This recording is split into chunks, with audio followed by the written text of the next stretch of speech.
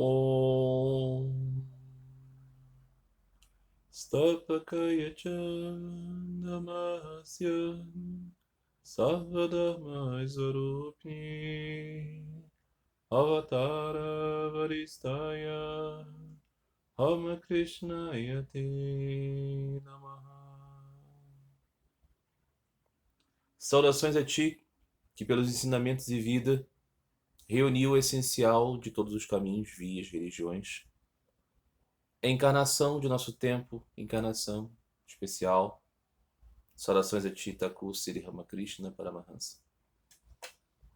Meus queridos amigos, com muita alegria, damos início a mais um episódio da leitura e contemplação do Sri Ramakrishna Kathamrita, o néctar das palavras de Sri Ramakrishna, reunião daqueles ensinamentos de Sri Ramakrishna trazidos ao mundo por Mahendranath Gupta, seu discípulo, que esteve com o mestre entre os anos de 1882 e 1886.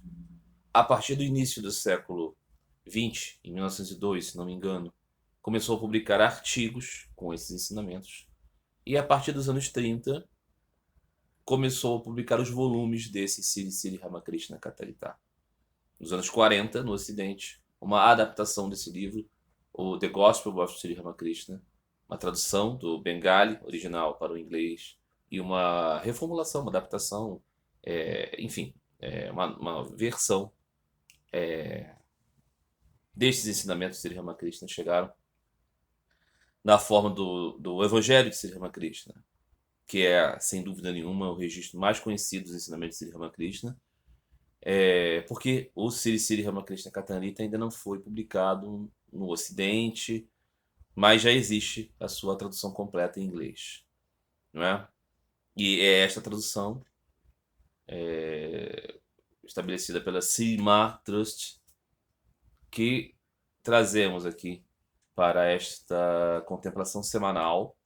Então estamos aqui hoje nesse 29º capítulo fazendo isso, lendo e comentando, meditando em cima deste material maravilhoso, desse registro incrível, único, que traz, né, esse convívio tão próximo, tão direto, tão cotidiano, e o recolhimento dos ensinamentos mais profundos de um ser que para muitos é tremendamente especial, para muitos é divino, não é? E aqui estamos meditando sobre estes ensinamentos. Eu, Marcelo, considero Sri Ramakrishna divino, um guia para toda a humanidade, mas a minha principal motivação aqui não é imprimir esta minha crença a respeito de Sri Ramakrishna, mas sim ser um meio para que os seus ensinamentos nectários possam chegar àquelas pessoas que estão buscando algo assim. Tá bom? Então vamos lá. Na última sessão, melhor dizendo, no último episódio, estávamos aqui ainda no primeiro volume, na 10ª sessão, não é? Terminando o quinto capítulo. É uma reunião na casa de um homem chamado Surendra, melhor dizendo, no jardim dessa casa, em 15 de junho de 1884. Eu digo essas coisas todas, o volume, a sessão, o capítulo, a data, para que as pessoas que queiram fazer um estudo à parte desse Sri Ramakrishna Katharita possam fazer essa leitura, né? Vocês vão achar isso no kathamrita.org. Vocês vão achar o livro completo lá, com seus volumes, sessões separadas em inglês. Uma versão online, e vocês podem acompanhar esse texto que eu estou lendo aqui na sua integralidade. Tá bom? Então, saibam que esse capítulo aqui corresponde a isso, né? Primeiro volume, 10ª sessão. Estamos agora iniciando aqui a leitura no 5º capítulo, mas logo terminaremos ele para iniciar o 6º. Muito bem. Na conversa, então, estávamos ali, Sri Ramakrishna estava descrevendo como poderíamos reconhecer uma pessoa que teve a visão de Deus. E Sri Ramakrishna está dizendo, essa pessoa, né, ela parece com características de uma criança, parece com características de uma pessoa louca. Ou seja, ela aparece com a característica de alguém que está alheio às regras do mundo. Aí eu dizia que não significa dizer, evidentemente, que nós vamos olhar crianças, pessoas loucas, pessoas em situação de rua, pessoas. E vamos dizer que essas pessoas viram Deus por causa disso. Não. Ele está fazendo uma analogia. É parecido com isso, em certa medida. Em certa medida. Por quê? Porque as pessoas perdem um pouco da conexão com as regras aqui. Em certos estágios, a pessoa fica até mesmo fisicamente inerte. Fica como se fosse um boneco de madeira. Às vezes a pessoa anda pelada pela rua. E isso, às vezes, nós sabemos, é apenas um problema mental. Às vezes é resultado da divina visão. Sri Ramakrishna era chamado de louco. Muitas e muitas vezes ele disse, né? Perguntava para alguém, como uma criança: ó, você acha que eu sou louco? Ó, mãe, eu sou louco. Né? E depois de um tempo ele disse: eu sou louco. Sou louco, pelo amor de Deus. Todos são loucos nesse mundo. Né? Então, era aqui que parávamos. Né?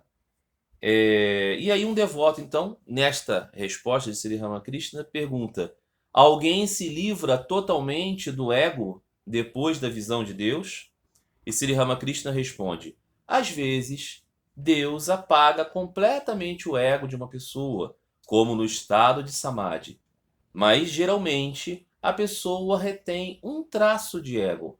Não há mal nenhum nesse ego. É como o ego de uma criança. Uma criança de 5 anos diz: eu, mas esse ego não faz mal para ninguém. O ferro se transforma em ouro ao tocar a pedra filosofal.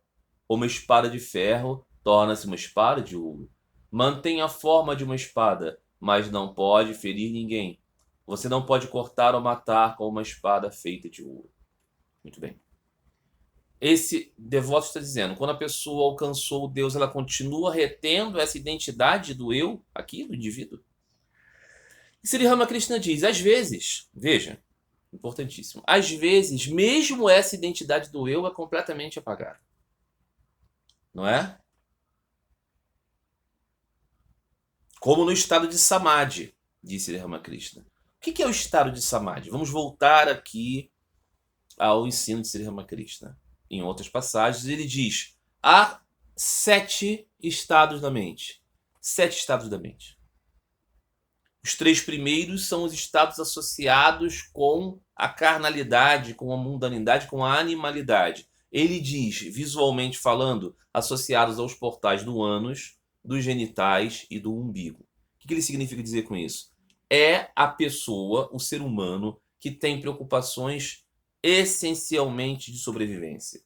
Ele reproduz, ele tem as necessidades fisiológicas dele e ele, né, tem fome, vive aqui, dia após dia, buscando manter a sua vida. Você vai dizer assim, mas quem é assim? A esmagadora maioria de nós.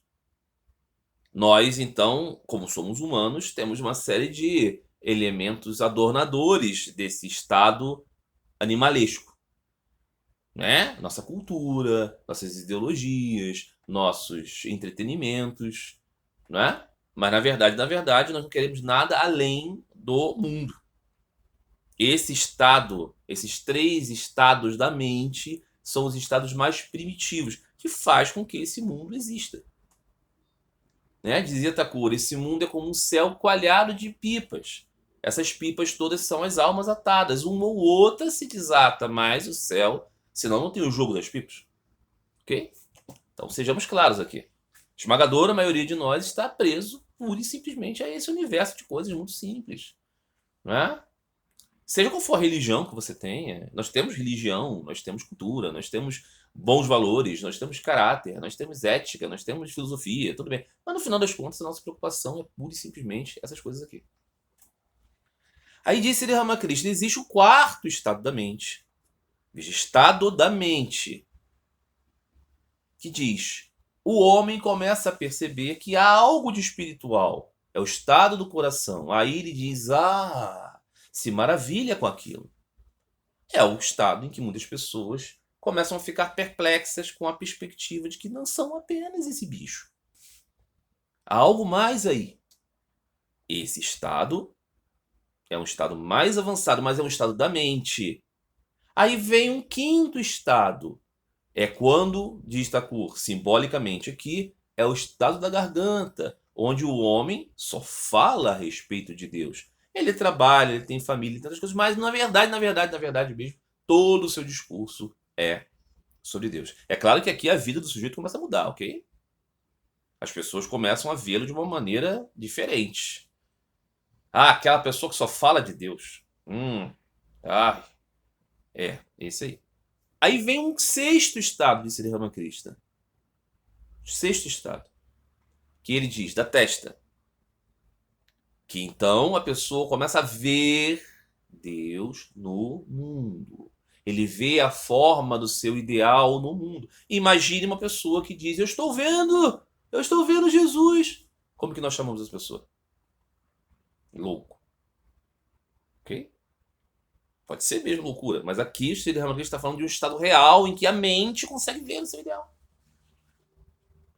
E aí vem o sétimo estado da mente. Estado da mente, atentemos aqui para isso, porque é muito importante. Não está dizendo que você se transformou. Está dizendo que a sua mente passou a um estado em que tal é a proximidade da ideia divina, do ser divino, que você não tem mais contato com o corpo e com a própria mente. Vai se desconectando. Então, como esse pode se expressar? Esse não se expressa mais. Não se expressando mais, como é que ele guarda ego? Aqui, eu. Ego é uma palavra que significa eu, ok? Assim como Atman significa eu. Mas aqui o ego está vinculado a isso, né? Minha identidade de Marcelo aqui. Sou o Marcelo. Um homem que vive no século XXI, né? Brasileiro aqui. Como é que faz? Não tem. Não tem mais nada falando sobre Sri Ramakrishna, falando sobre tal coisa. Não tem mais. Manifestação. Aí disse Sri Ramakrishna, esse estado é um estado de samadhi. Esse é o estado de samadhi. Então ele diz. E aí a pessoa realmente não retém ego. Isso significa dizer que a pessoa deixou de existir? Não. Significa dizer que a manifestação aqui não se dá mais. Mas então disse Sri Ramakrishna, mas geralmente a pessoa retém um traço de ego, claro. Ele mesmo. Ramana Maharishi. Não é? Ramana Maharishi estava falando com as pessoas. Estava falando como? Estava falando como eu. Estava falando como um indivíduo. Ele alcançou um estado tal de percepção a qual o corpo dele não podia manifestar as suas ideias? Sim, sabemos disso. Foi encontrado, estavam os ratos comendo o seu corpo, ele estava completamente inerte. Mas depois voltou. Veja, não é que ele evoluiu espiritualmente, não é isso. É que o estado da sua mente tornou-se agora passível de interagir como eu. Mas isso não mexe com ele. Ele é sempre o eu. É sempre o eu que contempla Deus. É a mente nossa que tem estados. Isso é muito importante, porque algumas pessoas pensam, então, que está provado aqui que o sétimo estado, o estado de imersão completa em Deus, é a prova de que há uma impessoalidade. Não é isso. Isso é uma distorção dos ensinamentos do próprio Sri Ramakrishna de Ramana Maharishi. É a respeito da nossa capacidade de transmitir. Se nós estamos completamente unidos a Deus, como poderemos manifestar aqui algo? Mas isso não significa dizer que nós deixamos de existir como eu. Nunca deixará de ser. Aí disse Sri Ramakrishna, então no mundo, quando este então retorna, porque às vezes morre, ok? Às vezes esse yogi que alcançou esse estado da mente, o sétimo, ele não volta mais. As pessoas não alimentam ele, ele está lá paradinho, estático, e ele morre. O corpo morre. Aí alguém pode dizer, viu, ele desapareceu e perdeu sua individualidade. Não, porque ele é uma alma eterna. Nunca deixará de existir individualmente na sua relação com o Supremo. Tem Supremo é porque tem os não supremos, ok? Sempre, sempre, sempre multiplicidade aqui. Para ser muito claro. É importante, isso é didático demais. E quando a gente não tem esse aprofundamento aqui, esse detalhamento, esse contato direto com o ensinamento, entender o que é que ele está falando, nós podemos entrar nessas coisas, de ditos caminhos diretos e tudo mais, que é uma pregação do caminhar para a inexistência, do caminhar para a aniquilação e para a ideia de que a própria consciência que está buscando, dentre todas as outras que não estão e dentre aquelas que já alcançaram, não existem, o que é absolutamente estúpido. É uma ideia idiota. É uma ideia, além de um idealismo tolo, é uma grande imbecilidade. É evidentemente que estamos buscando porque somos. E evidentemente existem os que não buscam e existem os que buscaram e conseguiram porque somos múltiplas existências. Ainda que a nossa natureza, notoriamente, seja de uma mesma qualidade, porque tudo está em Deus. Mas tudo está em Deus. Várias bolinhas de gude dentro de um saco. Tem o saco, tem o ar, tem as bolinhas de gude. Ao entrar as bolinhas de gude no saco, as bolinhas de gude não passaram a ser o saco. Você entende, meu amado, esse exemplo muito claro, muito simples? Estão dentro. Ok? Existe.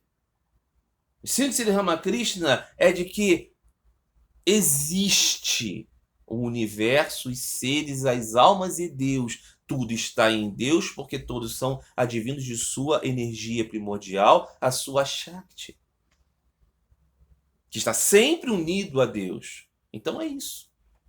Né? Muito bem. Então, disse Sri Ramakrishna, nós não devemos nos preocupar com este ego de alguém que alcançou a visão de Deus e está aqui entre nós. Ele é um ego de uma pessoa totalmente inocente, totalmente desapegada, totalmente desvirtuada das ataduras do mundo. Ainda que lhe diga eu, não tem problema nenhum. Neste eu é o eu maduro. Veja que essa espiritualidade de Sri Ramakrishna não é a espiritualidade da aniquilação do eu, de escolas do budismo e do discurso concreto do Advaita Vedanta, que é isso. O discurso concreto do Advaita Vedanta é esse. Ok? Com todo um malabarismo intelectual para dizer que, na verdade, é porque só Deus existe, então nós estamos falando de Deus, mas, na verdade, o que diz aqui é que não existe nenhuma individualidade.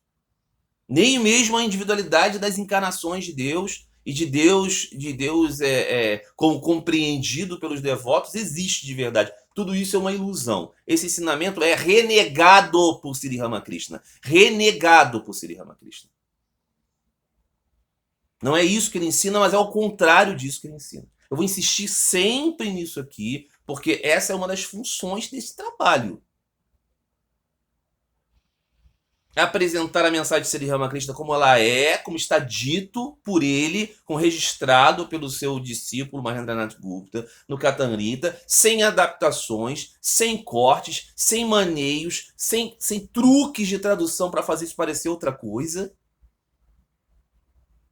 Explicar isso, comentar isso no sentido de dizer o quanto se faz de esforço para suprimir essa mensagem, que é uma mensagem de amor a Deus e de reconhecimento da individualidade do espírito. É por isso que ele veio. É por isso que temos Sri Ramakrishna entre nós, para nos ensinar isso, para corrigir os equívocos. Como disse Swami Vivekananda, Sri Ramakrishna serve para corrigir os erros e forçadas de barra dos acharyas anteriores. Ok? É por isso que, por exemplo, as sociedades Vedanta deveriam se dedicar a ensinar Sri Ramakrishna ao invés de ensinar carradas e carradas e carradas de ensino do Advaita Vedanta, que só fazem não fazer perceber o ensino de Sri Ramakrishna. Sejamos claros, sejamos evidentes.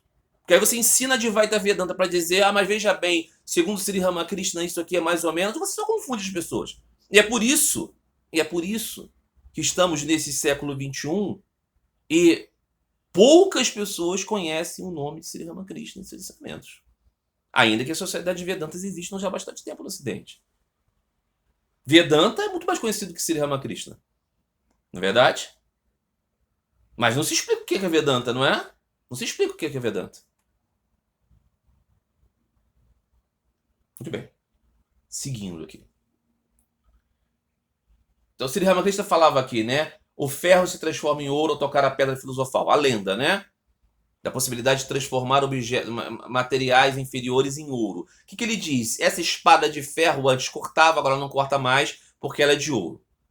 Então ele diz, a forma da espada é a mesma, mas a sua característica cortante deixou de existir. Analogamente, o eu do indivíduo que viu Deus é um eu, só que é um eu que não faz mal. É o eu maduro. Espiritualidade de Sri Ramakrishna é para que nós alcancemos o estado do eu maduro. Sendo bem claro, bem evidente. A espiritualidade de Sri Ramakrishna é para fazer com que alcancemos o estado do eu maduro, o eu do devoto. Esse é o ensinamento de Sri Ramakrishna, não é outro. Muito bem. Capítulo 6 desta 10ª sessão do primeiro volume. Subtítulo é Adoração do Ouro, entre aspas, ouro aqui é coisas materiais, ok? No Ocidente, o trabalho ou a realização de Deus, o trabalho ou o conhecimento de Deus são os objetivos da vida? Sri Ramakrishna diz para um homem chamado Pratap, você foi para a Inglaterra, o que você viu lá? Conte-me sobre isso. Lembrar, né? A Índia estava sob dominação colonial inglesa.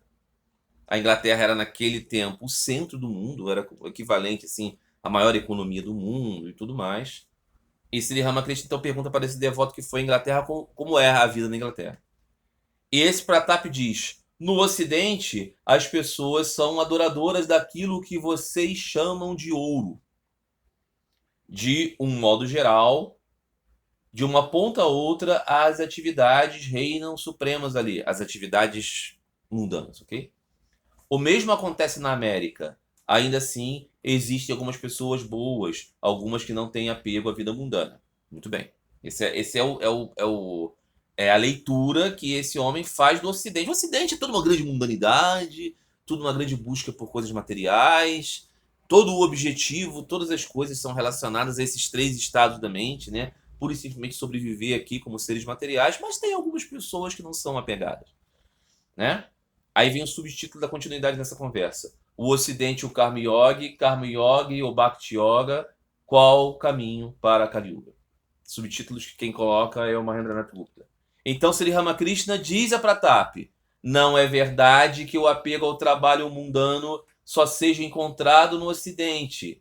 Está em todo o mundo. E você sabe por quê? O trabalho é um sinal da primeira fase da vida, ou seja, os 3 estados, né? E aqui é muito claro que Thakur não deixa começar esse ufanismo indiano. Ufanismo indiano, a Índia.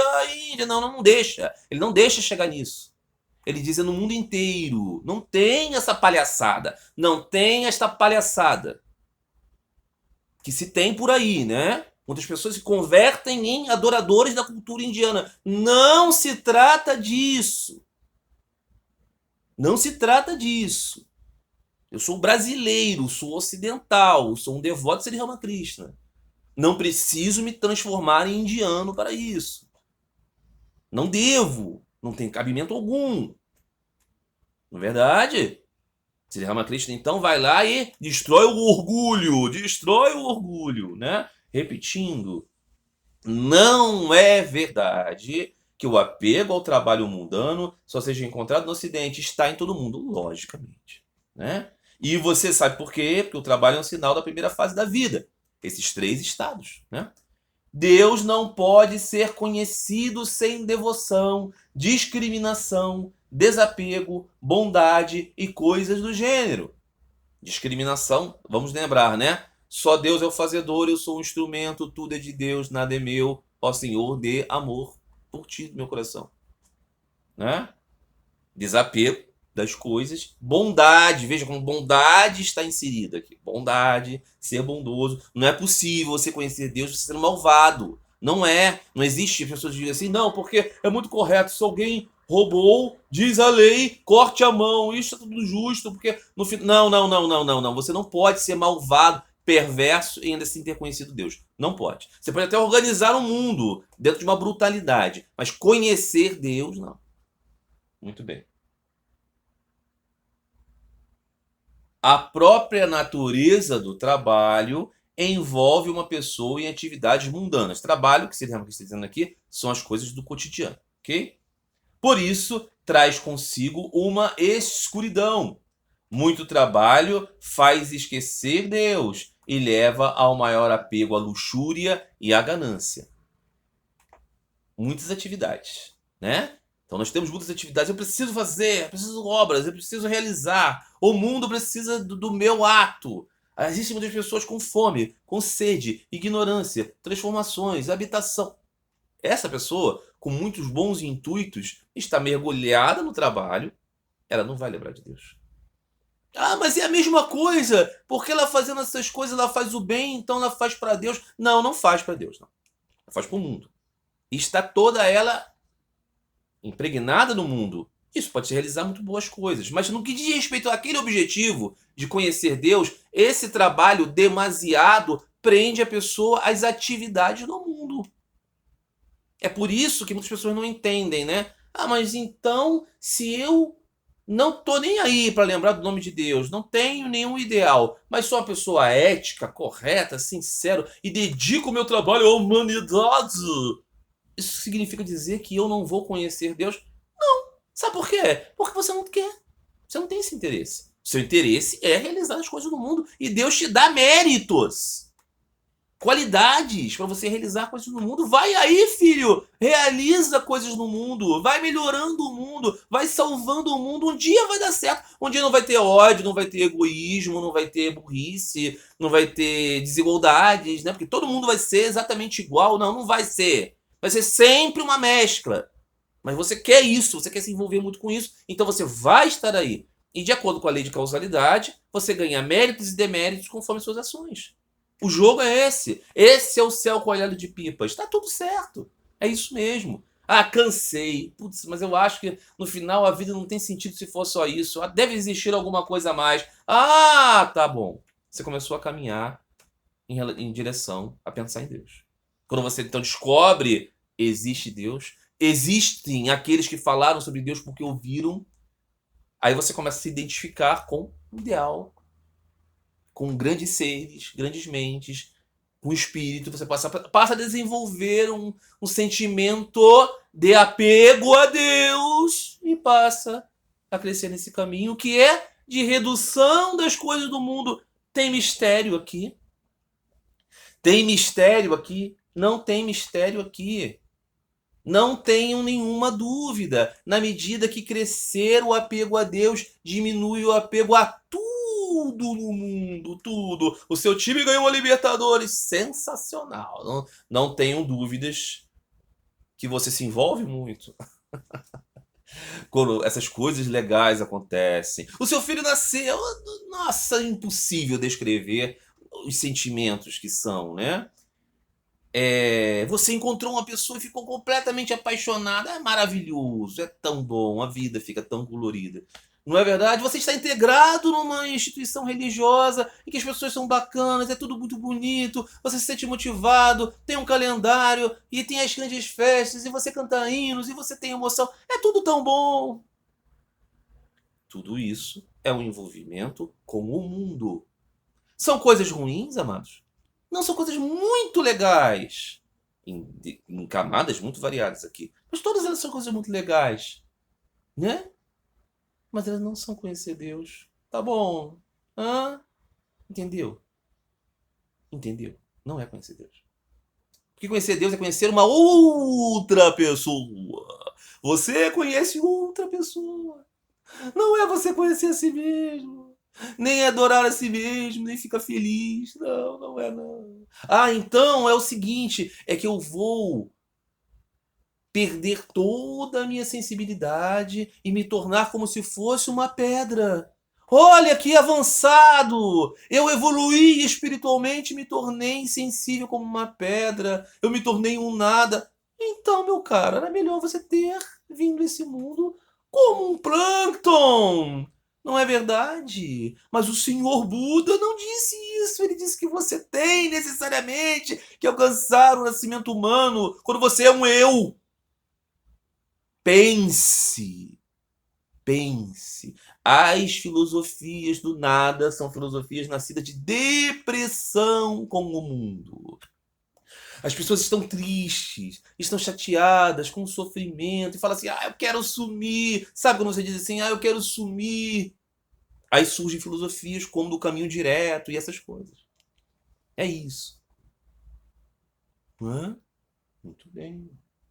Então, disse Sri Ramakrishna, no trabalho, é isso.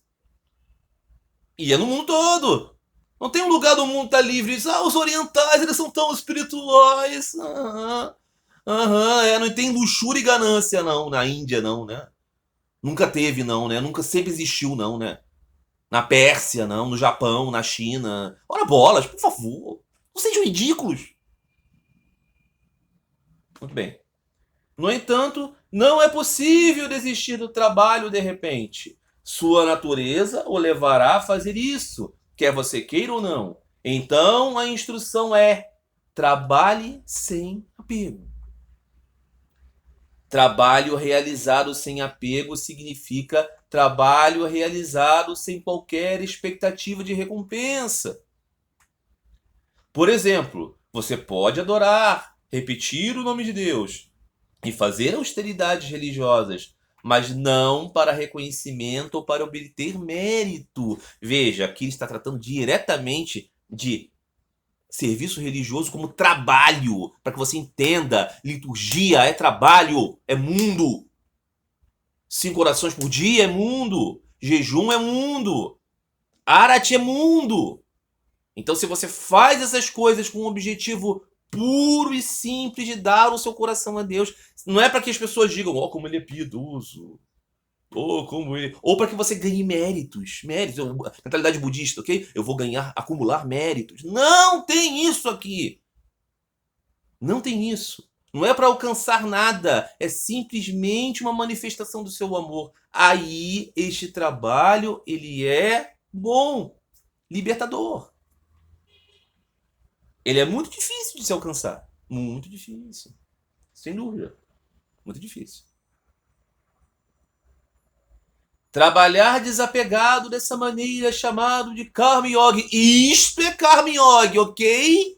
Não é pura e simplesmente fazer atividades beneméritas que se chama Karma Yoga, não. É quando você faz completamente desapegado de qualquer fruto. De qualquer fruto. Veja, já contei essa história aqui 1000 vezes, mas acho ela sempre muito exemplar. Uma amiga minha que faz trabalhos sociais, faz atividades filantrópicas, certa vez me disse: ah, estou tão triste porque é como enxugar gelo, não resolve nada. Não é para resolver. Não resolve mesmo, amada. Não resolve mesmo. Vai sempre ter gente com fome. Vai ter sempre. Os pobres sempre estarão entre vocês, disse o Senhor Jesus. Sempre! Nunca deixará de existir. Nunca deixará de existir miséria, pobreza, tristezas, desastres, coisas horrendas, pessoas precisando de ajuda, sofridos, animais sofrendo. Tudo isso é a natureza desta dualidade. Então, quando você faz algo para alguém, você faz desprovido desta ideia idiota de que você vai resolver. Porque você não é Deus. Você não muda nada. Você só atenua as coisas. E o faz porque naquele momento existe uma pessoa que estava sofrendo e momentaneamente deixou de sofrer, e isso para você é motivo de alegria. Profundamente falando, este é um serviço para Deus. Hã? Muito bem. Então diz, Thakur, né? Karma Yoga é isso. Aí ele diz, mas é muito difícil praticar Karma Yoga. É mesmo. Muito difícil. No Kali Yuga, a época da desavença, a era do ferro, esse tempo que vivemos aqui, segundo Sri Ramakrishna, vivemos a Kali Yuga. Ok? Então ele diz, o apego se insinua facilmente. Você pode resolver trabalhar sem apego, mas o apego entra em algum lugar. Você não sabe onde. Digamos que você celebrou uma grande festa sagrada ou serviu a vários indigentes. Você pode ter pensado, estou fazendo tudo isso sem nenhum apego. Ainda assim, o desejo por nome e fama vem de algum lugar invisível. Assim, só é possível que aqueles que viram Deus sejam completamente desapegados. Isso é muito verdadeiro. Eu fui durante muito tempo um trabalhador de uma igreja e tudo mais. É claro que realizei muitas coisas assim no sentimento puro de querer fazer a festa para Deus e tudo mais. Mas eu lembro que certa vez, por exemplo, né, o presbítero da paróquia na qual eu estava, ele quis fazer um livro da história da paróquia. E fundamentalmente era a história do reavivamento da paróquia sob sua gestão.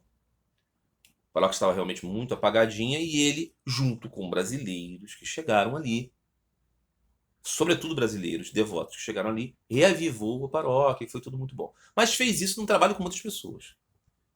Este sacerdote estava numa época com um certo problema comigo. Nós estávamos brigando por causa de uma questão. Ele queria realizar umas coisas e eu achava que não dava, que não era certo. Eram umas celebrações de casamento que ele queria fazer no Cristo. E eu achava que se nós fizéssemos casamentos no Cristo, numa igreja católica no Cristo, deveríamos também permitir que católicos fizessem casamentos na nossa paróquia. Aquilo não era possível, então era uma coisa meio assim. Enfim, eu não fui a certas celebrações que ele queria que eu fosse por causa disso. Ele ficou um pouco chateado comigo. E acabou acontecendo que ele fez o livro todo da paróquia, meio que excluindo qualquer menção sobre mim que tivesse ali. Qualquer foto. Ele falou de todas as pessoas que foram àquela paróquia. Embora eu fosse o seu braço direito, ajudasse ele em tudo, ele não fez nenhuma menção. E, segundo ele, foi apenas um esquecimento. É claro que não foi. É porque ele estava chateado, porque eu estava sendo um empecilho para certos interesses dele. Não eram interesses desonestos, mas eram interesses que eu não concordava. Eu fiquei extremamente chateado com aquilo. Fiquei mais chateado com o ato. Mas a prova é de que eu senti ali um peso desse orgulho. Por qual razão eu preciso do meu nome num livro? Por qual razão eu preciso da minha foto num lugar? Por qual razão eu preciso de um reconhecimento? Não foi tudo para Deus que eu fiz? Foi. Mas, como diz Thakur, de algum lugar vem, né? Acho que todos nós ali estávamos nessa situação envolvidos, né? Nesses problemas. Não é de problemas com reconhecimento. Hoje eu olho isso, né? Assim, à distância, vejo uma situação como personagens que não sou eu.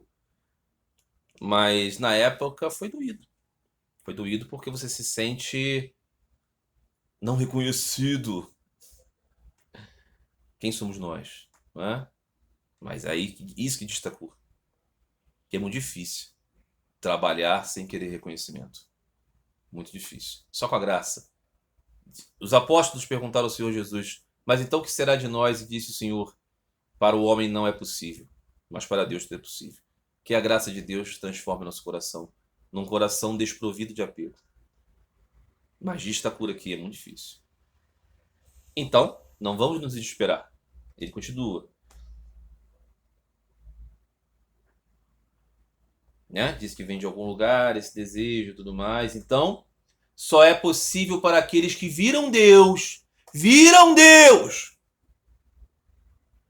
serem completamente desapegados. Entendeu?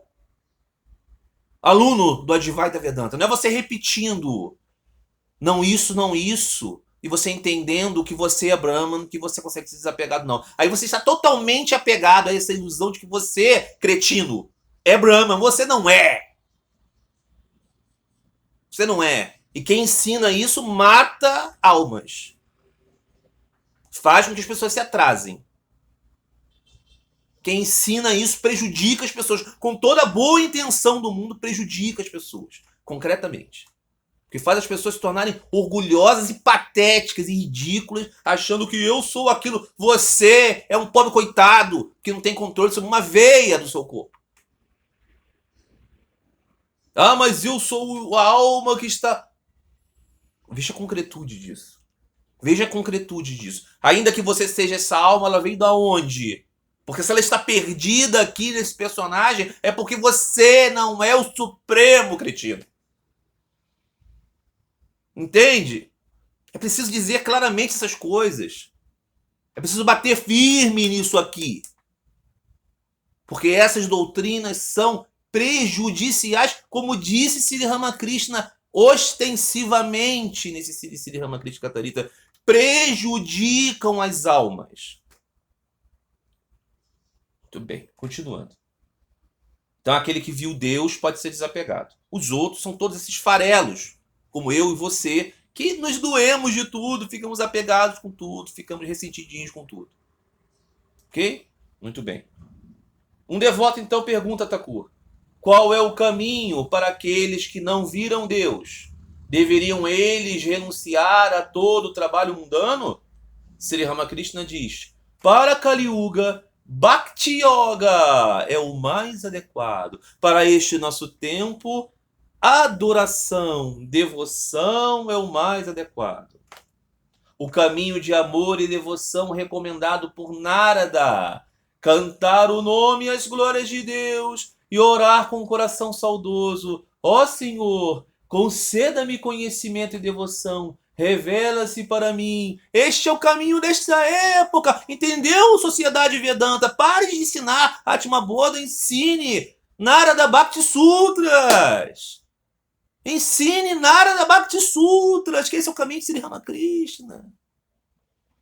Não é esmiuçar o conhecimento analítico do... Isso não. É Narada Bhakti Sutras. Esse é o ensinamento, a literatura indicada pelo homem que dá um nome à ordem e missão Ramakrishna. Não é os livros esmiuçados da filosofia hermética e seca do Advaita Vedanta. Sri Ramakrishna dizia: tudo o que não quero é ser reconhecido como um sadhu seco. Não é isso. Não é Nisargadatta Maharaj. Não é Siddhaya Maharaj. Não é Ranjit Maharaj. Não é Ramana Maharaj. É o ensinamento de Bhakti Yoga de Sri Ramakrishna. Este é o seu ensinamento para esta época. Ou não estamos mais nesta época. É Bhakti.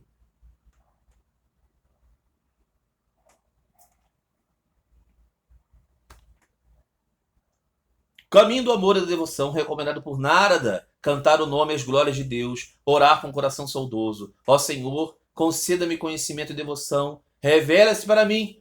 Karma Yoga é muito difícil, e é por isso que você deve orar a Deus: ó Senhor, diminua o meu trabalho, e qualquer que seja o trabalho que tens para mim, que eu, pela tua graça, possa realizá-lo sem apego.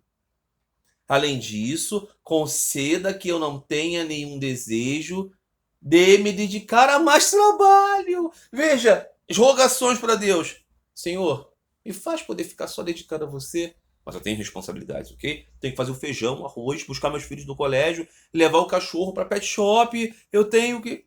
Esses trabalhos eu tenho. Não dá mais trabalho não, Senhor. Me faz aqui ter mais tempo para ficar lembrando de Ti, cantando seu santo nome, pensando em você.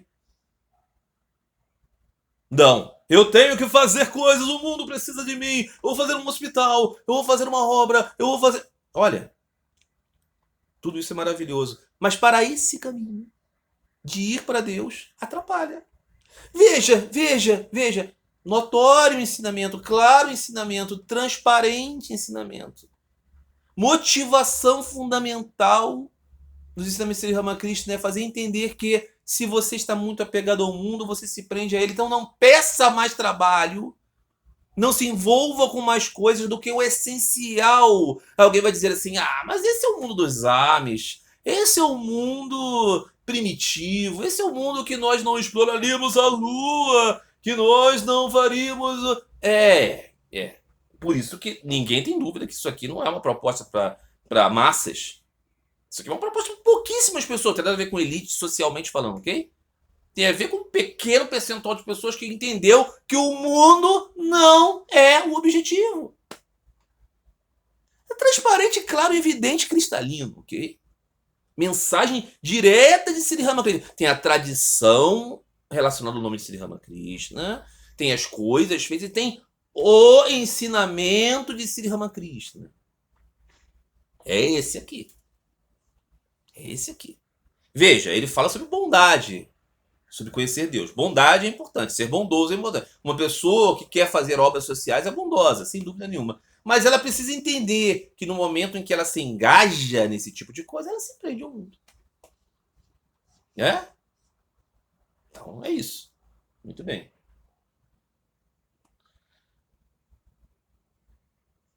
Não é possível desistir do trabalho. Meditar, isso também é trabalho. Notório. Porque a sua mente também faz parte dessa energia inferior do Senhor. Quando você ganha amor por Deus, seu trabalho mundano diminui por si mesmo. Então você não gosta mais. Quem gosta de água adoçada com melaço, depois de ter provado água adoçada com açúcar doce. Veja, o que você está querendo dizer aqui? É que isso é natural. Quando você passar a ter mais amor por Deus, que se desenvolve com Bhakti, o caminho de Narada Bhakti Sutras, não é o caminho do Atma Bodha, não é o caminho do Vivekachudamuni Muni, não é o caminho da especulação do Advaita Vedanta, é o caminho de devoção a Deus. O que acontece? Gradativamente você vai deixando as coisas todas do mundo num segundo plano. Por quê? Não é porque ninguém te obrigou, porque dogmaticamente você precisa. Não. É porque você não tem mais graça mesmo. É assim com tudo. A gente não deixa nossos brinquedos quando a gente cresce. Alguns continuam, né? Mas de modo geral, as pessoas não deixam, né? Os brinquedinhos, né? Aquele brinquedinho que você gostava tanto quando você era criança. Você não realmente, não. Um adulto não sai correndo num parque, vai no escorrega. Normalmente, ok? Enfim. É assim que geralmente acontece. A gente deixa de ter interesse pelas coisas. Não é só porque é patético, é porque a gente realmente não tem mais vontade. Eu não quero ficar escorregando. A criança quer. A criança, se você larga ela vai correndo lá fazer. Porque ela tem essa motivação. A nossa natureza mudará na medida que o amor entrar no nosso coração. Aí você vai perceber que, é mesmo, as guerras, batalhas, esquerda e direita, tem as tendências, economia do mundo. Eleição, isso. Campeonato, vai disputar, Isso vai ficar desinteressante para você. Né? Cresce o amor a Deus, desinteresse pelas coisas cresce. Cresce. Né? Tudo. Sexualidade, e qualquer coisa, orgulho, nome, fama, eu quero ser reconhecido porque eu fiz um legado, eu quero que diga. Não. O amor cresceu, né? Então diz Thakur, né? Nesse exemplo dele, quem gosta de água adoçada com melaço depois de ter provado água adoçada com açúcar doce? Aqui ele está fazendo uma mensuração de valor, a qual eu não sei, mas ele está dizendo que um é muito mais saboroso que o outro, muito mais doce que o outro. Então por que você, depois de ter provado o melhor, vai querer o pior? Ele faz vários desses exemplos, né? Então depois que você descobriu o amor por Deus, o mundo não tem mais sentido. Eu vou fazer um grande centro de ressonância porque eu vou ajudar as pessoas, eu vou fazer... Sim, muito bom, maravilhoso, legal, isso, ótimo. Mas isso não é conhecer Deus não, tá? Só pra dizer que isso não é conhecer Deus. Isso é um bom envolvimento no mundo. Muito bem. Um devoto então perguntou: os ocidentais exortam-nos a trabalhar cada vez mais. O trabalho é o objetivo da vida? Os ocidentais, veja, colonialismo aqui, né? Os ocidentais falam que tem que trabalhar mais. Aí tá perguntando, é o objetivo da vida trabalho? Sri Ramakrishna responde: o objetivo da vida é conhecer Deus. O trabalho é apenas o primeiro capítulo da vida humana. Não pode ser o objetivo da vida. Mesmo o trabalho altruísta é apenas um meio, não o fim. Mesmo o trabalho altruísta é apenas um meio e não o fim. É um meio, é um meio, é um meio e não o fim. Quem diz para você que é o fim, que isso já é em si, mente! De acordo com o ensinamento da irmã Cristã. Não é! Não é, é meio, é para que você se espiritualize, é para que você conheça Deus, porque o objetivo da vida é conhecer Deus, não é fazer hospital, não é fazer orfanato, não é estabelecer a democracia, não é fazer um jardim, não é fazer um abrigo para aves, não é. Assim como não é fazer templos, não é fazer 40 milhões de voltas na sua japamala, cantar uma ramanta, não, tudo isso é meio para que você alcance amor por Deus, para que você conheça Deus. Então o trabalho não pode ser o objetivo da vida, incluindo a atividade benemérita, incluindo, é tudo meio para que você alcance amor por Deus no coração. Esse ensino, ele é muito palatável para todas as mentalidades? Não. Para muitas mentalidades isso é ruim, porque as pessoas se lembram dessa coisa de Deus, de devoção, mas eu sou apenas uma partícula. Eu não, poxa, eu gostava tanto daquela época que eu era o próprio Brahma. Que eu simplesmente fazendo as coisas aqui que me dão prazer e que me dão nome, que dão reconhecimento, que as pessoas me dizem que eu sou legal, nisso mesmo eu já sou divino, né? Eu gostava tanto dessa época que falavam isso. Aí vem Sri Ramakrishna aí, que nem tem uma aparência extraordinária, nem tem 4 braços, nem é azul, ele nem tem uma coroa, ele nem solta raios pelos olhos, ele nem flutua, e fica falando que o objetivo da vida é conhecer Deus. Poxa, ah, é, é duro mesmo, né? Mas aqui estamos, para estabelecer esse trabalho. Né? Muito bem. Meus amigos, vamos continuar na próxima semana, porque 51 minutos, 52 agora, de repente cai a gravação aqui, eu não gostaria que terminasse assim com uma ruptura. Tá bom? 29º episódio foi esse. Próximo episódio, se Deus quiser, se Deus permitir, 30º episódio, continuamos nesta conversa aqui, né? Da 10ª sessão desse primeiro volume, desse dia 15 de junho de 1884, no Jardim de Surendra, em que Thakur está nos explicando essas coisas tão necessárias para o entendimento do objetivo da vida, que é conhecer Deus. Um grande abraço a todos vocês, tenham uma ótima semana, fiquem em paz, até a próxima, fiquem todos com Deus.